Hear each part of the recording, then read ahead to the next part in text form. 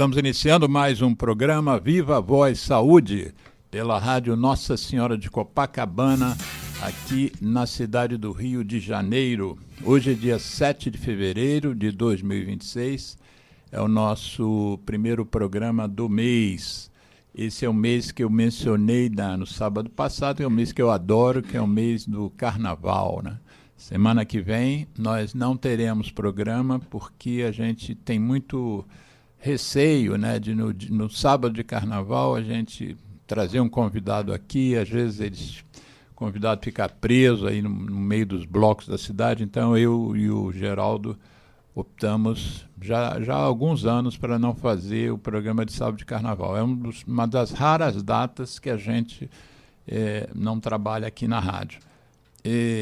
Hoje eu estou tendo um grande prazer de bater um papo com uma pediatra e ebiatra e educadora parental.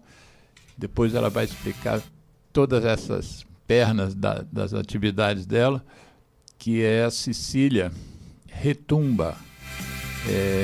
Eu conheci Cecília num evento na Alerj, né, na Assembleia Legislativa do Rio de Janeiro, e nesse dia eu a convidei, já deixamos fechados para ela vir aqui ao programa. Depois ela pode até comentar também esse evento lá na Alerj foi referência ao suicídio. E esse evento levou muita gente, inclusive muitas organizações, muitas ONGs, de jovens, liderados por jovens, porque a questão do suicídio não é uma questão só do adulto, ao contrário, né? Então, o tema do programa é sobre a adolescência e particularmente sobre a ebiatria, que é uma especialidade, para mim, eu diria que é relativamente nova, né, Cecília? Então, a gente vai conversar sobre a ebiatria, que eu fiz uma pesquisa e descobri que é um nome grego, né, que faz referência à deusa da juventude, né, que é a Hebe. Perfeito. E iatria é cura, tratamento. Então, a ebiatria é como se fosse o tratamento, a cura do jovem. Mas ela vai explicar a origem dessa especialidade, que definitivamente não existia na minha época de formação médica. Mas, Cecília, é um prazer ter você aqui. Espero que não seja a última vez. Você tem uma bagagem muito grande e vai ter muito para contribuir com a gente, e comigo, com o Geraldo, e com nossos ouvintes, né? Boa tarde, obrigada. Eu que agradeço estar aqui, Alexandre, Geraldo. Muito obrigada por esse convite. Isso, para mim é a primeira vez que eu estou trazendo essa especialidade. Nós já até conversamos algumas coisas sobre a adolescência com alguns educadores, né?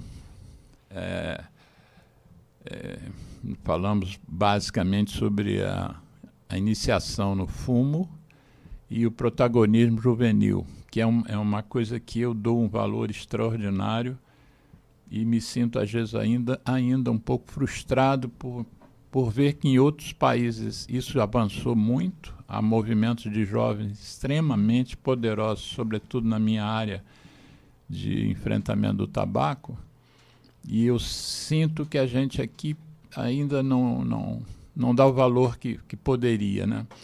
Mas então fala um pouquinho, Cecília, dessa especialidade, a ebiatria. Então, a ebiatria, né, é a medicina do adolescente. A gente é uma especialização, hoje em dia, de quem faz pediatria. Ela surgiu nos anos 70, né, nos Estados Unidos. Depois, no final dos anos 70, ela veio para o Brasil, né? Tem a doutora Evelyn Eisenstein, tem a doutora Olga, algumas precursoras da medicina do adolescente aqui no Brasil. Serviços no Rio de Janeiro, São Paulo, Bahia. E fazia quem queria, quem gostava de adolescente. Então, o clínico geral poderia fazer medicina de adolescente, assim como os pediatras poderiam fazer medicina de adolescente. mas no ano de 2003, se eu não me engano, que ela virou especialização do pediatra, né? Então, o pediatra, ele é aquele profissional que acompanha de zero, do nascimento até a idade adulta, né? Sendo que a adolescência, ela pela Organização Mundial de Saúde, ela é de 10 a 20 anos, e pelo ECA, né, nosso Estatuto da Criança e Adolescente, é de 12 a 18 anos. Então, a partir dos 10, 12 anos, o pediatra, às vezes, que não se sente à vontade de continuar acompanhando um corpo que cresce, que menstrua, que tem barba, bigode, aí, às vezes, eles já mandam pra gente, né? Nós somos especialistas em adolescente, médico de adolescente, e a gente acompanha até a idade adulta. Às vezes, até 20. Hoje em dia, a gente engloba alguns pacientes até 24, porque é a juventude, né? Então, aquela transição mesmo da saída de casa, da saída do colégio, entrada na faculdade. Então, eu, particularmente, atendo até 20, alguns até 24, mas outro dia, uma de 30 já me mandou mensagem. Cecília, me ajuda. De 30? Os eternos jovens, né, que eu falo. Jovem. Exatamente. Porque o que você percebe de... Você que também é pediatra, né? Quais são os principais fenômenos que ocorrem quando uma criança vira adolescente? E você que acompanha os dois momentos, o que chama atenção? Então, basicamente, a parte física, temos muitas mudanças, né? Então, um corpo mesmo que vai crescer, ele sai de um corpo infantil e até ele atingir um corpo de adulto, ele passa por transformações biológicas, tanto da parte física mesmo, de musculatura, crescimento dos órgãos, estirão do crescimento, que é a fase que a gente ganha a maior altura possível, né? Depois dos bebês, a gente tem a maior velocidade do crescimento. Então, isso traz repercussão no esqueleto, na coluna, no joelho. Temos algumas coisas específicas dessa fase. A parte de maturação sexual, né, dos órgãos sexuais, então do útero, dos ovários, dos testículos, assim como todos os caracteres secundários sexuais, que é o quê? Pelo, seios, a parte da genitália masculina, genitália feminina e toda a sua modificação. Além disso, a coisa principal, o cérebro, né? O cérebro do adolescente, ele está explodindo de neurônios, de conexões, é uma fase mágica da gente. Então, a gente tem aquele cérebro de criança que está evoluindo cada vez, querendo saber mais as coisas, aprender. E isso continua na adolescência. O cérebro, ele amadurece aos 24 anos, por volta de 24, 25. Então, até lá, a gente tem todas essas mudanças. Antigamente, se falava da parte psicológica vir muito das mudanças hormonais. A gente sabe que os hormônios influenciam, mas hoje em dia a gente sabe que a maioria das mudanças de sentimento, né, de pensamentos, de atitudes diante da vida, impulsividade, o se achar acima do bem e do mal, forte, né, que nada vai de mal acontecer comigo. Isso vem do cérebro do adolescente, que é muito importante dentro da nossa... Quando a gente estuda desenvolvimento humano, a gente ter esse cérebro ainda imaturo para a gente conseguir ir para a vida. Se a gente não tivesse esse cérebro imaturo, lá na época dos homens da caverna, ninguém ia sair da caverna para caçar o leão. Quem se considerava forte já fisicamente e sem medo do leão, não pensava nos riscos tanto como os adultos pensam, não iam enfrentar o leão fora da caverna. Então, era muito importante para a nossa espécie continuar a gente ter essa fase da adolescência. Então, eu acho que é uma fase bela, linda e cheia de potencial. E quando você como é pediatra e ebiatra, você então os seus pacientes continuam com você, né, ao mudarem de fase de vida. Há outros pediatras que nessa fase você mencionou que preferem passar o caso para um especialista, um ebiatra. O que você acha que não é que gere medo, né, ou insegurança? O que você acha que faz com que um pediatra diga, não, eu não gosto de tratar de adolescente? Quais são as características que podem incomodar um pediatra? Então, não sei se é incômodo, mas a pediatria, ela é uma clínica geral, né? Ela é uma clínica médica. Então, a gente tem, por exemplo, o neonatologista, que é o que estuda o recém-nascido.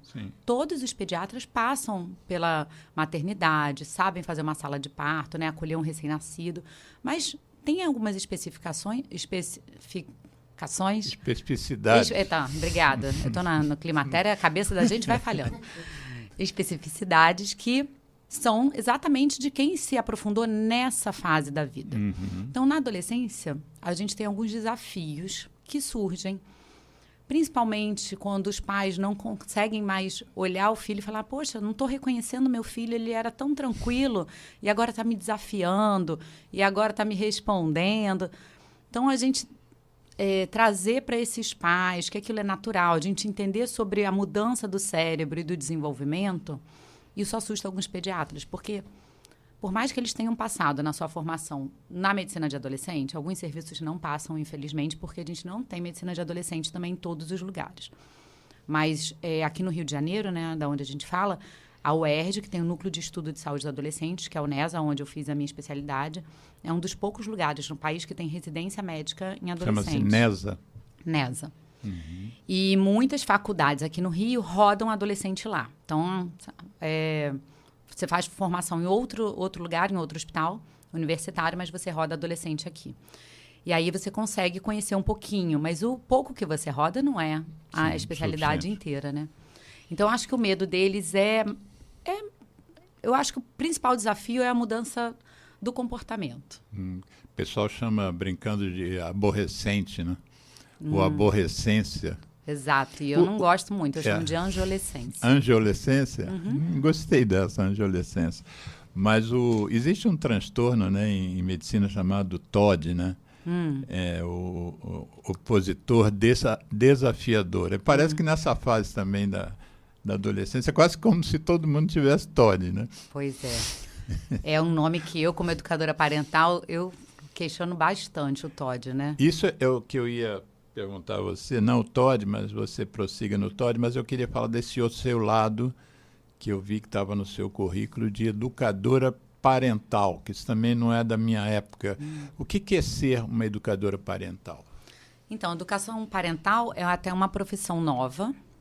Na verdade, é estudo do ser humano e da onde ele vem. Então, a criança, não adianta eu tratar só a criança, eu tenho que tratar.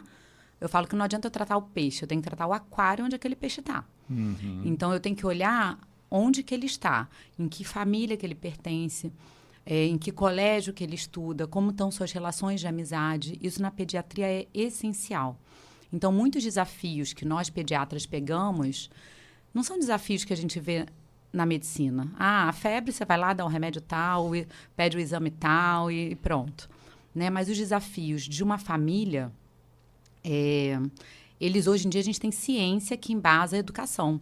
Então, quando uma família chega num pediatra ou num ebiatra e fala, na minha casa está acontecendo esse tipo de comportamento. Antigamente, os médicos, acima do bem e do mal, aqueles médicos antigamente, eles davam o que eles aprenderam, né? O que vinha na família deles. Tem que botar de castigo, tem que fazer isso, tem que bater, né? Antigamente era assim.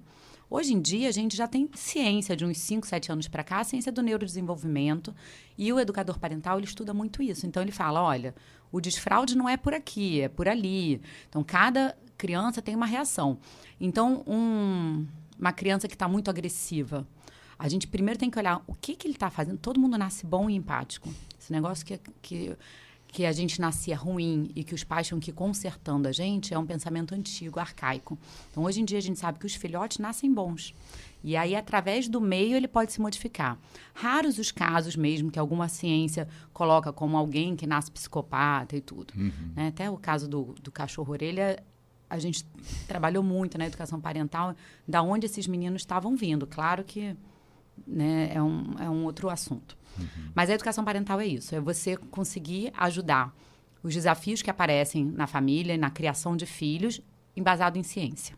E, em parte, o que você já tinha comentado de que os pais, às vezes, se surpreendem com a mudança dos filhos, e muitos podem não saber lidar com essas mudanças mesmo, né? Porque, às vezes, o sujeito foi criado de uma forma, o pai, né, ou a mãe foi criado de uma forma, às vezes, rígida, e aí você pega um filho que passa a enfrentá-lo, aquilo para ele pode não bater direito, né? É perfeito.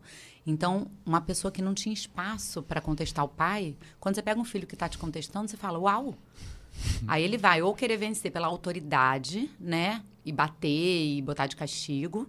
Ou ele vai ser aquele pai, eu não sei enfrentar, e vai ser o pai permissivo. Então, a gente já sabe que nem autoritário, nem permissivo é a criação ideal. É o meio do caminho. Agora, como fazer isso? Como fazer né? isso? Então, E vocês, a gente tem, por exemplo, no meio dos alcoólicos, você tem o AA e você tem o Al-Anon, que são os que convivem com o álcool. Apoio à família, né? Apoio à família. E várias outras coisas a gente nota que você tem um grupo específico para quem está vivendo a questão e um grupo para quem está ao lado, né? Uhum. No caso, assim, essa educação parental já ampliou a ponto de você, por exemplo, ter reuniões de grupos de pais e tal, e isso pela escola ou pela área da saúde, já existe isso, não? Então, o educador parental, ele tem como agir de várias formas. Então, desde se relacionando só com os pais, porque não é a criança que o educador parental trabalha, é com os pais, com a família. Mas também faz roda de conversa entre várias famílias, onde tem trocas. Então, na adolescência, é muito legal quando a gente cria um grupo de estudo junto, né? Então, o pai de um adolescente vê que na casa dele ele passa por uma dificuldade que o outro também passa Exatamente. na outra casa. É um dos benefícios do grupo, né? É maravilhoso. E aí você vê a troca, um dá força para o outro, né? Uhum. Tem trabalho de educação parental nas escolas. Hoje em dia, a gente está levando para dentro da justiça também, né? Porque a educação parental, ela, pela Organização Mundial de Saúde, ela é um dos marcos para diminuir a violência dentro da família. Então, uma família que passa por uma educação parental, a chance dela reproduzir a violência é menor. Pô, que interessante isso. Então, uma das nossas lutas, assim, pelo menos da minha, é tentar quebrar o ciclo de violência que a gente veio transgeracional. Uhum. Então, nós fomos educados com muita violência, o ser humano, nós que eu falo ser humano, de várias gerações. E hoje em dia a gente já sabe que bater é errado, bater é crime, né? Inclusive, temos a lei aí agora, já tem a lei da palmada já há um tempo, depois a lei do Henri Borel, que é o do menino que morreu, que o padrasto matou ele com espancamento. Então, a gente está evoluindo. E esse ano passado, se eu não me engano, não sei se foi março passado ou retrasado, que o tempo passa tão rápido, saiu a lei da educação parental, da educação positiva mesmo, da gente conseguir fazer de um jeito a educação que a gente não trabalhe com violência dentro de casa. Isso já tem uma lei nesse sentido? Tem um projeto de lei. Um projeto de lei. Um projeto de lei. E aí é difícil, porque se eu fui criado na violência, como é que eu vou fazer se eu só conheci a violência? Só conheci meu pai falando que eu que mando e você obedece, né? Uhum. Como é que eu faço? Quando você estiver sustentando, você pode me enfrentar. Né? Enquanto você aqui a casa é minha, estiver eu que mando. Exato. Bancando a casa, você me respeite. E não é, né? Não, o respeito é fundamental, né? Não é que seja errado. Baixo, de baixo para cima. Isso, não é que esteja errado o pai dizer para o filho para ele respeitá-lo. Ele deve respeitá-lo mesmo. Com certeza. Mas o problema é o que está por trás dessa ideia de respeito, né? É acatar tudo que eu disser, isso é que é respeito, né? Ou ele também tem que ser respeitado. Então, a criança, ela só está criança, mas ela é um ser humano de igual valor e igual direito que um outro ser humano. Nós vamos tentar, nosso programa é longo, mas não é infinito, né?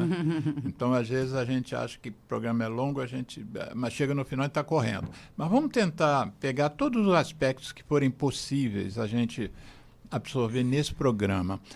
Como eu mencionei que eu te conheci naquele evento sobre suicídio, você teve participação, você estava lá em cima na bancada, você foi um dos convidados do evento, uma das convidadas do evento, e você estava falando que o nosso cérebro só está formado lá completamente maduro com 24, 25 anos, quer dizer, não só a questão psíquica, mas a questão neurológica mesmo está em construção. Perfeito. A psíquica está em construção sempre, né? Enquanto a gente estiver vivo. Mas me fala um pouco desse fenômeno, que no último sábado desse mês, nós vamos fazer um programa com um psicólogo sobre suicídio, que será o 3º programa. Esse vai ser especificamente sobre o suicídio e o jovem. Mas você que vive a questão do adolescente, fala um pouquinho como é que está essa história de autoestima, de automutilação e do próprio suicídio nessa fase de idade. E o que você percebe que leva a isso? Sofrimento, né? Sofrimento que leva eles a cometerem autolesão, né? Então, muita gente chama de automutilação, não estou te corrigindo, mas a mutilação, só para as pessoas saberem, é como se fosse o Van Gogh tirou a orelha, né? Então, aquilo tirou uma parte do corpo. Geralmente tem a ver com alguma crise psiquiátrica. A autolesão, ela geralmente não tem ideação suicida, autolesão não suicida. Ela quer acabar com o sofrimento de forma imediata.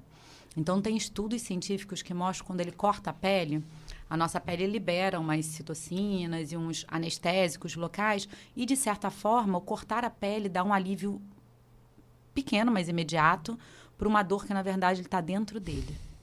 Então, ele se corta para se autorregular. Ou, às vezes, arranca cabelo, arranca a sobrancelha, né? Para se autorregular. E isso é sintoma de sofrimento. O suicídio é um sofrimento extremo, eu acho, né?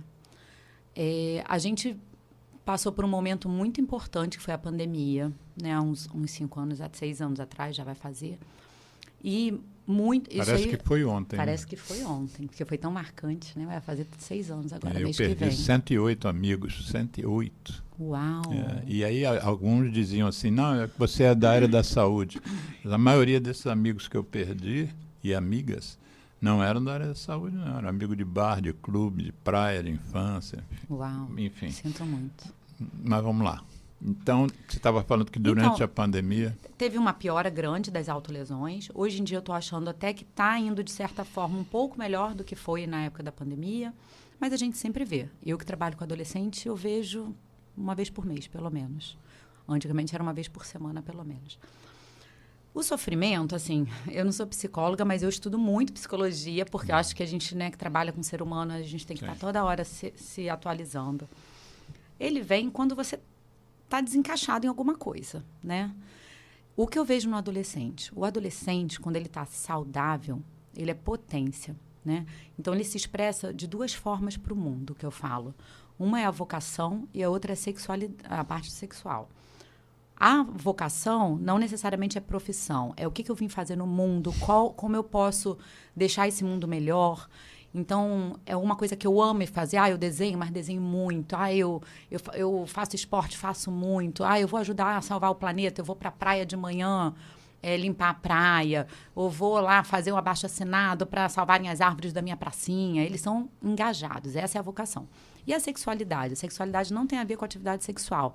Tem a ver com o encontro com o outro. Então, é a outra forma como eles se expressam, é o encontro com o outro. Então, me encontro com o outro em formas de amigos, em formas de grupo, em forma de descobrir, né, fazer os ensaios amorosos que a gente fala para um dia ele ter, se quiser, né, um parceiro, uma parceira, se descobrir como ele se sente, quem ele é, de quem que ele gosta, o que ele gosta nos outros, o que as pessoas gostam nele. Quando alguma dessas coisas não está num caminho saudável, eu não estou encaixado num grupo, o que eu sei que eu sou não é valorizado pelos outros, né? Às vezes, até a parte da sexualidade é um exemplo fácil de eu colocar. Então, um adolescente que se descobre, por exemplo, homossexual, se dependendo da família que ele está, ele fala, eu sou uma pessoa errada, né? E o independente, não, ele é aceito, tudo bem. Quem se acha errado já por ser quem ele é, aquilo ele dá um bug na cabeça. E aí aquele é um sofrimento muito grande, né? Então, você vê muitos que aparecem por esse motivo. Mas é sofrimento. Quando ele não está encaixado, quando ele não vê alguém para fazer aquela parceria, que seja um pai, uma mãe ou um grupo, eles sofrem. Naquele evento que nós fomos na Alerj, se não me engano, foi o depoimento de uma moça em que parte desse sofrimento era gerado na escola, né? Por colegas de... Bullying, né? O bullying. E o bullying, a gente sabe que tem uma relação forte com o suicídio, né? Como é que você vê isso? Quando você quando você lida com adolescentes, a gente sempre tende a a dar um pouco mais de atenção à vítima, por exemplo, do bullying. E eu comentei isso com o psicólogo, o Jacques Bezerra, que é o que eu mencionei aqui, que eu tendo, não sei por que na minha natureza, eu tendo a ficar preocupado com o cara que faz o bullying. Pratica, né? Porque ele me parece que está com mais problemas do que a outra pessoa. Porque a outra pessoa, às vezes, tem algo que ela não gosta em si, vamos dizer, ela pode estar acima do peso, ou pode ser obesa, mórbida até. Mas isso não é uma coisa que ela deva se culpar, né? Mas quando o outro vai nesse ponto que sabe que a pessoa não gosta e a partir dali rotula e menciona e faz piada, ele está mais comprometido, né? Sim. O que você, pela sua experiência, como é que você lida com o cara que pratica o bullying? Quer dizer, o que faz ele fazer maldade com o outro, entre aspas? Então, no bullying a gente tem quem pratica, quem sofre e quem assiste. Né? E tem quem assiste Tem quem também. assiste. Porque se ninguém está assistindo e dando muito valor, às vezes aquele bullying nem ele vai para frente. Uhum. As escolas hoje em dia, elas têm muitas já campanhas contra bullying, né? E protocolos que fazer dentro da escola. Nós, pediatras, a gente trabalha em parceria com saúde escolar nessa parte também. Quem sofre bullying, às vezes já sofre, às vezes, dentro de casa. E quem pratica também sofre bullying muitas vezes. Bullying, que eu digo... violência. Então, um pai que é agressivo e tudo, ele vai repetir isso em alguém. Ele vai pegar aquela agressividade e aquilo vai reverberar em um outro lugar, que no caso é na escola. Sim. Então, às vezes, ele sofre de um irmão, de alguma coisa, e ele vai, aquela raiva dele, ele explode. Às vezes, não é nem diretamente. Ele tem que sofrer de alguém, porque a minha família está aqui na paz, por que meu filho está fazendo essa maldade? Da onde ele está pegando isso, né? Hoje em dia, a gente sabe que a influência não é só dentro de casa. A gente tem as telas e vários grupos de ódio por aí, então, que às vezes ele se infiltra. Mas a gente tem que trabalhar com quem está praticando. Da onde está vindo aquela raiva dele, da onde está vindo aquele sentimento de ter que inferiorizar alguém. E quando a gente tem uma frase até que é o bullying começa em casa, as pessoas ficam assim, como assim? Se aquela criança, então, acima do peso, se ela em casa, a mãe já está... Você está gorda, hein? Para de comer que você está gordo. Não. Aquela mãe está lá, inferiorizando aquele filho de certa forma. Por mais que seja disfarçado de carinho e preocupação. Aquela criança já se acha inadequada com peso. Quando alguém do lado de fora, né, na escola, fala a mesma coisa para ela, pô, se a minha mãe já me chama de gordinha, o outro está me chamando, eu sou mesmo, né? Então, eu vou ficar calada. Ela não consegue reagir. Então, para quem sofre, a gente tem que aumentar essa autoestima, ajudar nesse cabelo, né? Ai, meu cabelo. Ai, vamos ajeitar esse cabelo, que esse cabelo é ruim. Vamos ajeitar esse cabelo, que esse cabelo é ruim. Se ele escuta isso até dentro de casa, quando alguém do lado de fora fala que o cabelo é ruim, pronto, eu já falei. Ele já é a vítima do bullying, pronta para receber o bullying. E o agressor, muitas vezes, sofre ou porque não está bem nos estudos, ou porque ele é inferiorizado em algum outro lugar que ele quer repetir aquele padrão. Que é como se fosse o escape dele, né? Exato. Nesse lugar aqui eu sou ruim, mas aqui eu sou o bom, né? Eu sou o que sacaneia o outro, né? E isso é visto às vezes como um poder, né? Na repetição, por exemplo, do abuso sexual é isso também. Então, uma criança que foi abusada, ela tende a ser um adolescente que abusa. Né? Então, da onde ele aprende que provavelmente ele foi abusado e ele vai abusar, e isso vira um ciclo. E esse terceiro personagem que você disse, tem o que sofre, o que pratica e o que assiste. O que é esse que assiste? O que assiste são os outros, porque se alguma pessoa naquele cenário gritar, opa, para com isso, puf, você já acaba com aquele cenário. Sim. Né? Não, vou te enfrentar. Ele já acaba com aquele cenário. Então, ou não está enfrentando pelo medo, ou medo de apanhar, por exemplo, ou medo de não ser aceito. Eu não vou contra o bambambam da escola, não. Popular, não. Né? Ou medo mesmo de sobrar para ele. Aí a gente até fala, se tiver medo de você sofrer alguma coisa, né? Isso para todos os casos. Até num caso de assédio, de abuso num lugar grande com adultos. Você vai procurar alguém que possa ajudar. Né? Um policial, um professor, um diretor da escola. Você tem que sair para procurar. Mas, às vezes, só de você gritar, você colocar uma posição... Ei, gente, olha o que está acontecendo aqui. Pronto. Já acaba com aquele cenário. Você mencionou que a Ibiatira pega uma fase de grandes mudanças naquele ser humano, né? E as mudanças são desde físicas, psíquicas, mas... E como é que é a autoestima do adolescente? A impressão que dá... para quem não estuda o assunto, é que existe uma grande insegurança nessa fase de vida. Mas, por outro lado, você diz que é a fase da coragem. Por Da outro potência. lado, a gente estuda que é a fase da curiosidade, da experimentação, né? Então, mas como é que esse paradoxo? Porque a gente parece que o adolescente é inseguro, por isso que ele acha que precisa encontrar um grupo e, às vezes, ele começa a fumar justamente porque aquele grupo que ele quer tem fumante. Então, ele é inseguro e, ao mesmo tempo, ele é corajoso. Como é que é isso? Perfeito, é isso aí. Ele é inseguro e corajoso. Ele, assim, a adolescência é um longo período da vida, né? De 10 a 20 anos. Então, a gente tem a fase inicial, tem a fase média, tem a fase final. Na fase inicial e a fase final da infância, que eu falo, que a gente chama de Rubicão, que é um termo, acho que é antroposófico, que é uma travessia do rio Rubicão lá pelo nosso imperador Júlio César. Ele passou por esse rio, era um rio caudaloso, e passando dali do rio não tinha mais volta. Ele tinha que conquistar o império ali. Então, a gente fala que saiu da infância e entrou na adolescência, está passando pelo Rubicão. Nessa fase do Rubicão, por exemplo, é uma fase de mudança de corpo. Então, uma menina que tinha um corpo todo infantil, de repente está com peito, com quadril, e ela ainda não consegue se enxergar, ela acha aquele corpo inadequado, porque a cabeça dela ainda é mais de criança. Então, ela está tentando se encaixar até dentro dela mesma. Primeira fase. A mesma coisa dos meninos, né? Dei aquele estirão. E aí cresce nariz, cresce orelha, cresce mão, depois vai crescer o tronco. Então, fica com aquele pé de 42 e um tamanho pequenininho. E aí o pinto não cresce ainda direito. Vai crescer primeiro o testículo, o saco escrotal. Então, ele fica naquele negócio. Um tem bigode, tem o outro tem bigode. Então, essa confusão do corpo também passa por eles, né? Então, muitos querem se encaixar, às vezes, experimentando personagens que eu falo, né? Então, um dia tá de patricinha, no outro dia tá de esportista, no outro dia tá de casaco, grunge e a cabeça fechada, todo no capuz, porque ele tá se escondendo. Então, depende de onde ele vai. E ele vai experimentando.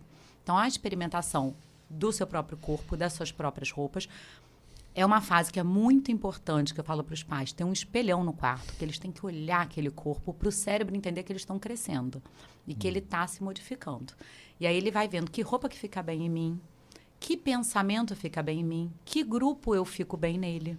Então, eu acho aquele grupo legal, mas tem o cigarro. Eu estou disposto a fumar uma coisa que toda a minha família e meus médicos falam que é ruim para entrar, para pertencer ao grupo, ou eu posso entrar e falar... Eu sempre falo para eles assim, fala que você tem asma, que você não pode. Aí eles, obrigado, então vou falar isso. Então eu fico dando mais dicas para ver se eles fazem, vai convivendo para ver se é isso que eles querem. Não vou falar, não entra nesse grupo. Eu vou falar, não fuma.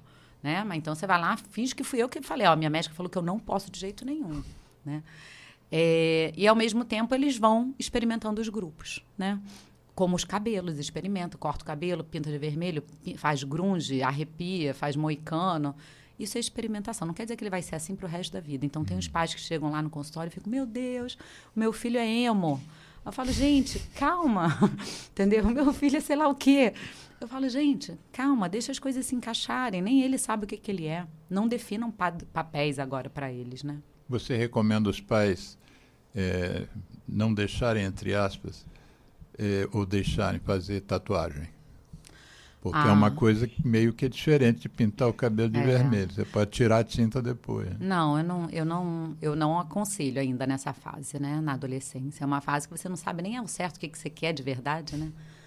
Até que hoje em dia, algumas tatuagens você pode tirar com laser, que eu antigamente não tinha. Mas isso aí é para um adolescente mais tardio ou para um adulto jovem. Aí, dependendo, eles já vão estar mais... Você vê que a crise da maior... de pertencimento acontece muito na primeira fase da adolescência. Chega na segunda, geralmente eles já estão fluindo melhor, porque eles já sabem quem eles são, do que eles gostam, em que grupo eles estão pertencendo. E aí vem a potência que eu falo deles, né? E aí, nessa fase, se a gente vê que é realmente... Eu tenho um lá, que o pai é todo tatuado, a mãe é toda tatuada, o garoto quer a tatuagem. Vai fazer 17, 18 anos, os pais estão permitindo... Então, vamos conversar sobre os pós e contras e beleza. Agora, se aquele fala, eu quero, me ajuda a convencer meus pais. E você olha e você fala, não tem maturidade ainda, a família não é dessa família, então acho que dá para a gente conversar.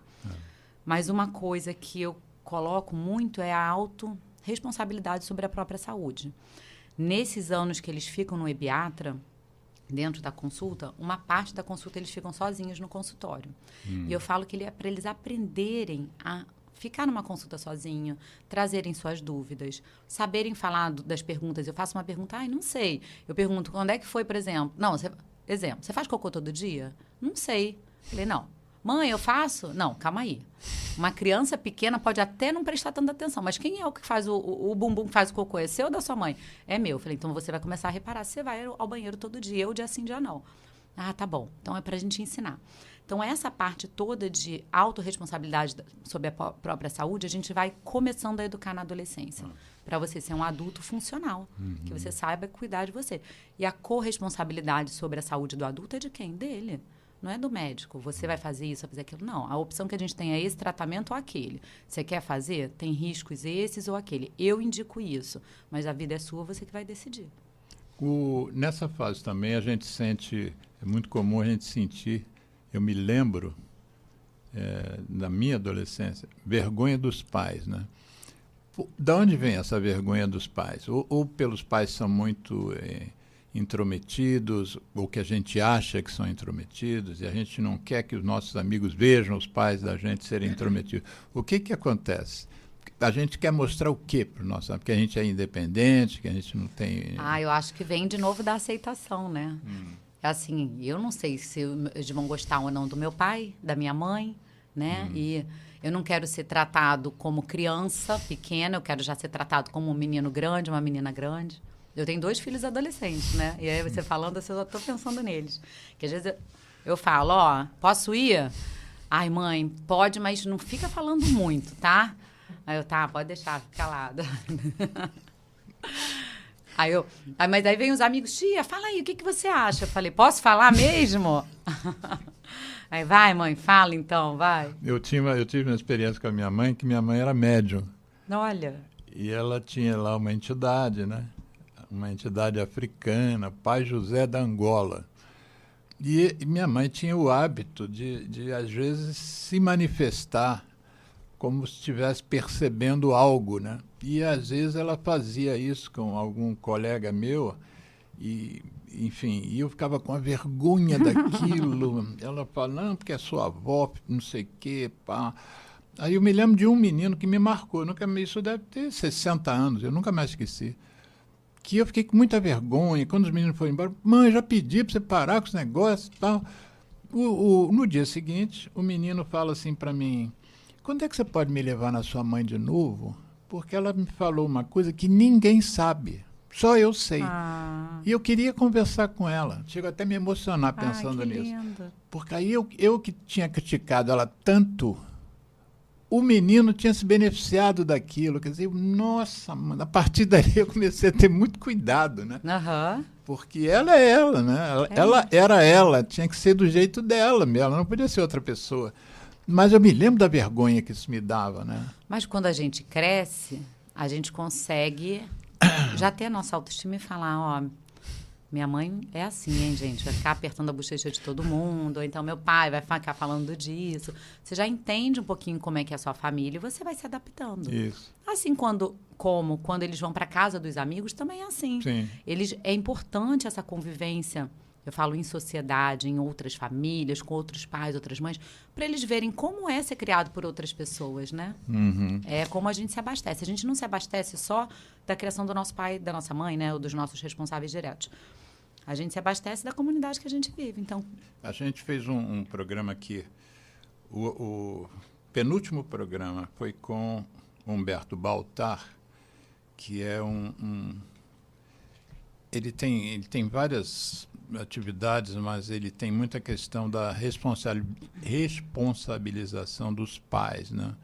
Uma responsabilidade dos pais homens e, sobretudo, dos pais pretos. Então, ele tem, inclusive, vale a pena até você conhecer.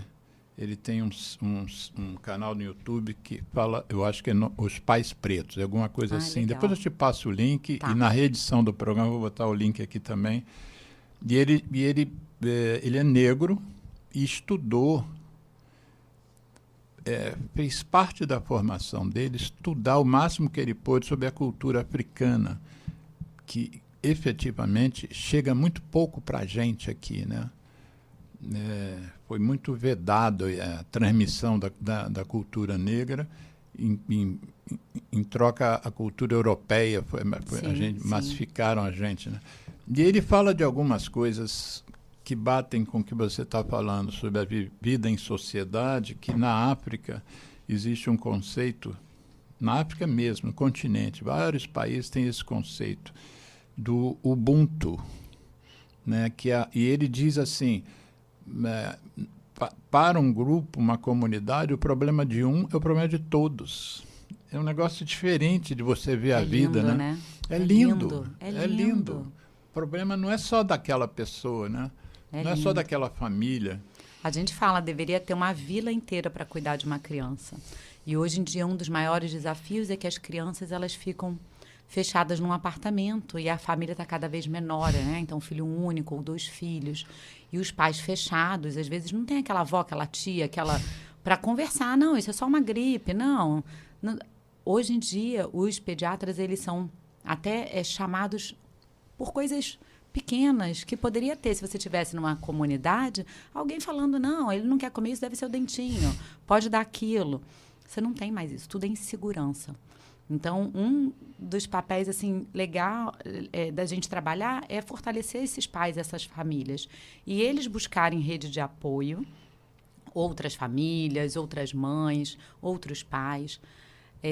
Eu estou lendo um livro até que é O Defeito da Cor, né, que é da Ana Maria, esqueci o sobrenome. O Defeito da Cor. O Defeito da Cor, que foi a primeira mulher negra que entrou na Academia Brasileira de Letras. Olha, Ana Maria, me desculpa se eu tiver esquecido o seu sobrenome. E é um livro tão lindo que é sobre a nossa vivência africana. Então, a família que sai da África, veio para o Brasil, entra aqui como, né, na escravidão. Eu ainda estou na metade do livro, então vocês que já leram já sabem o final, eu ainda não sei. Mas é muito lindo, e você vê que é isso. Então, todas as crianças estavam sendo criadas por todos. Então, isso é muito legal. Quando eu estudei lá atrás, um trabalho muito antigo sobre iniciação no fumo, porque você sabe, mas os ouvintes podem não saber, 95% dos fumantes hoje se iniciaram antes dos 21 anos, né? 95, quer dizer, quase a totalidade dos fumantes começou nessa fase. E tem um artigo que eu li que nunca mais... Sabe quando você tem livro de cabeceira? Uhum. Esse era um artigo de cabeceira, um artigo feito por uma equipe de Harvard, mas que estudou não sei quantas mil pessoas de Beijing, né, de Pequim. E aí eles fizeram lá as 6 principais causas que fazem com que um adolescente comece a fumar. Eu não me lembro se tinha uma ordem ou não tinha, mas eu acho que eu me lembro das 6. Primeiro, a curiosidade, né? A criança que fica vendo aquilo e o que será isso? E cresce com essa dúvida na cabeça. Será que é bom? Será que não é bom? Que ele bota a fumaça para dentro, bota para fora. Várias pessoas fazem isso, durante vários momentos do dia. Então, ele fica curioso. Segundo motivo foi a experimentação. Como a nicotina é uma droga muito perigosa para gerar dependência química, aliás, um pediatra da Universidade de Massachusetts, Joseph de Franz é o nome dele. Ele é um grande estudioso também desse tema da iniciação. E ele chegou os trabalhos que ele acabou desenvolvendo mostram que existe uma questão genética. Existem alguns genes que, se você tiver aqueles genes, se experimentar a nicotina uma vez só, já é o suficiente para desenvolver aquela cascata e o vício e a dependência. Então, a experimentação, a curiosidade. Outra coisa, pais fumantes. Quando os pais são fumantes, aquilo faz com que o risco dos meninos se tornarem fumantes aumenta muito. A quarta coisa, irmãos mais velhos fumantes também. O irmão mais velho exerce esse papel também. Porque para um menino, o irmão mais velho é meio que um herói, né? Dependendo da diferença de idade. É um mito, né? Dentro da casa. Às vezes mais do que o pai. Primeiro que às vezes ele não vê tanto o pai, que trabalha o dia inteiro, e com o irmão ele vê, e vê o irmão se desenvolvendo, enfim. Aí eu quero que você fale sobre isso depois, tá? E uma coisa que me chamou a atenção na questão da experimentação, nesse artigo feito na China, esse estudo, é que escola ruim. A escola ruim facilita o início da dependência em nicotina. Eles estudaram e viram que alunos de escolas melhores fumavam menos do que alunos de escolas piores. E acho que está faltando um que eu esqueci. Mas como é que você vê essa coisa do exemplo? Porque a gente costuma criticar muito o machismo, por exemplo, né? Sim. Essa onda de feminicídios que a gente tem visto, a gente tem identificado na cultura machista. Os estupros também tem muito da cultura machista. Aí você ouve muita gente dizendo, mas essa cultura machista foi passada para ele dentro de casa. E tem gente que atribui, inclusive, à mãe, Sim. parte dessa cultura machista. Como é que você vê isso, o lado do exemplo dentro de casa, seja para o machismo, seja para o cigarro, seja para o estupro, seja para o que for? Como é que você, como educadora parental, trabalha isso? Para que saia uma sociedade menos machista. A gente diz que a fala, né, educa, mas o exemplo arrasta. A fala educa e o exemplo arrasta. Então, você até pode falar uma coisa, mas se você age de outra forma, a criança não é boba, a criança vai pescar o que você está fazendo, na verdade, não o que você está falando. Não pode mentir, mas toca o telefone, fala que papai não tá, hein? Fala que eu não tô, não quero falar com essa pessoa, não. Ué, meu pai fala que eu não posso mentir, mas está mandando eu mentir? Né? Então, assim, tem coisas que a gente não se toca, a gente repete esses padrões. Olha, você tocou em dois temas, assim, muito fortes, né? Então, assim, lá em casa, eu falo, cara, todo mundo aqui é feminista. Aí eu tenho um adolescente menino, né, maior, e vai fazer 17 agora esse mês, e uma que fez 13 agora. Aí eu falo, mãe, eu falei, vocês sabem que o feminismo não é o contrário do machismo. O machismo é o homem sendo melhor que a mulher, né, na cabeça das pessoas. O feminismo é igualdade. E a gente fala tanto, eu falo, o mais difícil, você tem que educar os dois, né? A menina, no caso, as meninas hoje, a gente tem que dar muita informação do que pode, o que não pode, o que é um relacionamento amoroso, que você, né, como elas podem ter a autoestima delas dentro de um relacionamento fortalecida, né, para ela poder falar, não é esse tipo de relacionamento que eu quero. Uhum. E o menino, a gente tem que falar para ele exatamente o que é errado dentro do mundo machista, porque para o menino é muito mais difícil, né? Eu ainda sou a gente fala que a gente é branco privilegiado dentro dessa sociedade, né?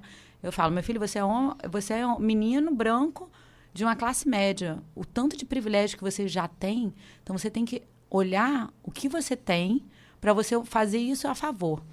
Eu fiz um curso de criação antirracista com a Carolina, esqueci o sobrenome dela agora, gente. Eu tô péssima com os sobrenomes. Depois eu lembro para vocês e boto aqui, que é muito lindo esse curso. E aí a gente fala... Como é que chama o curso? É Criação Antirracista. Para você criar filhos antirracistas, né? Independente de você ser pai preto com filho preto, pai preto com filho branco, e branco com... Eu falei, onde é meu lugar de fala aqui, né? Na luta contra o racismo? Onde é meu lugar aqui na luta contra o machismo? E a sociedade está tão maluca, está todo mundo, né? Com tanta violência, que eu falo que o amor, o respeito é a base. E ninguém nasce, como eu digo, nenhuma criança nasce aquele olhinho lindo, maravilhoso, olhando e fala, eu vou ser machista, eu vou bater nas mulheres. Então, assim, o exemplo é o de casa. Então, como... numa casa que tem pai e mãe, como o pai trata a mãe, né? É o primeiro exemplo da criança. Como é que é um relacionamento amoroso aqui na minha casa, né? E até como os pais permitem que aquele filho seja, aquela filha seja. Ah, filho, fica aí. Minha filha, você me ajuda aqui nos trabalhos de casa. Oi? Né? Então, uma criança pequena, eu falo, pode dar um boneco, dá uma boneca para ele. Mas boneca para filho menino? Eu falei, mas ele não vai ser pai? Ele não tem que aprender a trocar fralda, passear no carrinho? Ou ele só vai dirigir carro? Então, tem um exemplo que, lá de casa, que a colcha da minha filha foi lavar e eu peguei a colcha que era do meu filho pequeno, que era cheio de carro, e botei na caminha dela. E a amiguinha da escola, elas eram pequenas, foi lá e falou assim, que coisa, né? Sua colcha, né? Cheia de carrinho. É colcha de menino? Aí ela virou assim, ué, por quê? Sua mãe não dirige? Aí eu, tô fazendo um trabalho certo. Eu falei, carro, quem disse que carro é de homem e boneca e filho é de menina, né? De mulher. Então, acho que é isso, é o exemplo, devagarzinho.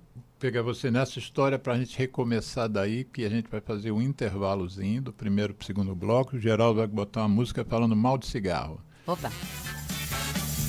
Qual vai ser a música, Geraldo?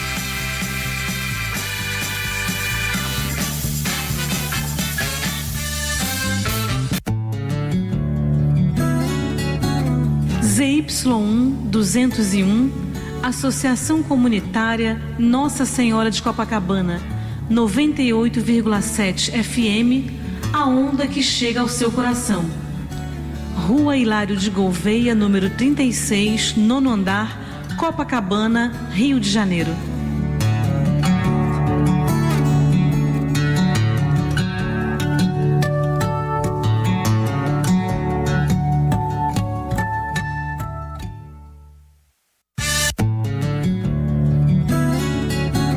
ZY1 201, Associação Comunitária Nossa Senhora de Copacabana, 98,7. Eu me chamo Tony Garrido, junto de Vange Souza, a gente convida a dizer não ao cigarro, não ao tabaco.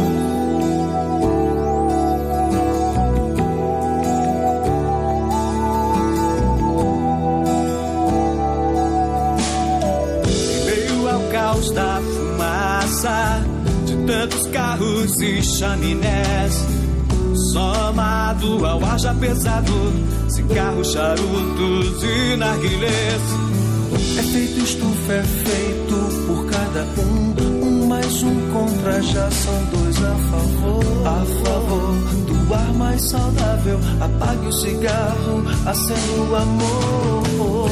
Eu trago a música, Soa bem ao meu e ao seu ouvido. eu trago a música, É o que temos sempre oferecido.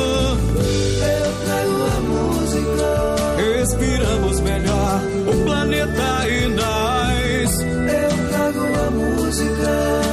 Mundo sem tabaco, levante a sua voz.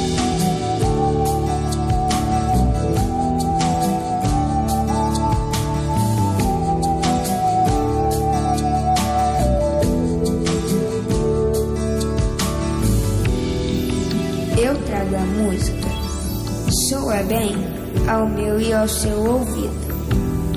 É o que temos, sempre oferecido. Eu trago a música, respiramos melhor o planeta e nós. Mundo sem tabaco, levante a sua voz. Efeito estufa é feito por cada um mais um contra, já são dois a favor. A favor do ar mais saudável, apague o cigarro, acenda o amor. Eu trago a música, Soa bem ao meu, ao seu ouvido.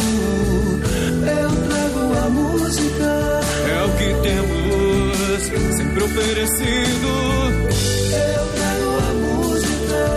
Respiramos melhor o planeta e nós. Eu trago a música. Mundo sem tabaco, levante sua voz.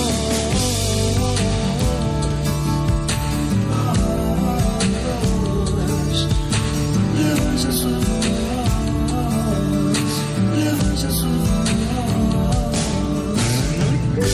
Eu trago a música, Respiramos melhor o planeta e nós. eu trago a música. Mundo sem tabaco, levante a sua voz. Eu me chamo Vange Souza, junto de Tony Garrido, a gente te convidou a dizer não ao cigarro, não ao tabaco.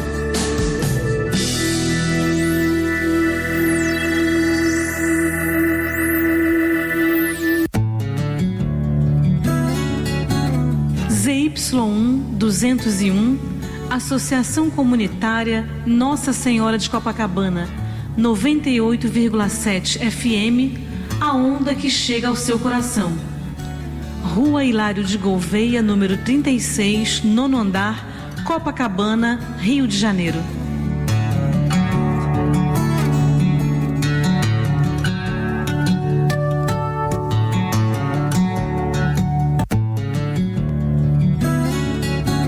ZY1 201, Associação Comunitária Nossa Senhora de Copacabana, 98,7 FM, a onda que chega ao seu coração.